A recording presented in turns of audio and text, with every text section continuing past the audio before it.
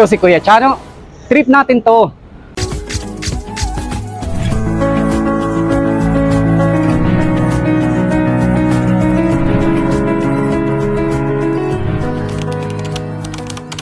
Isang OFW from Dubai.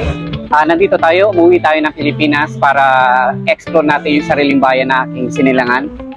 Dito ako lumaki, nagbinata, kung saan gusto kong ipakita sa inyo, i-share kung ano ang meron ang Camarines Norte.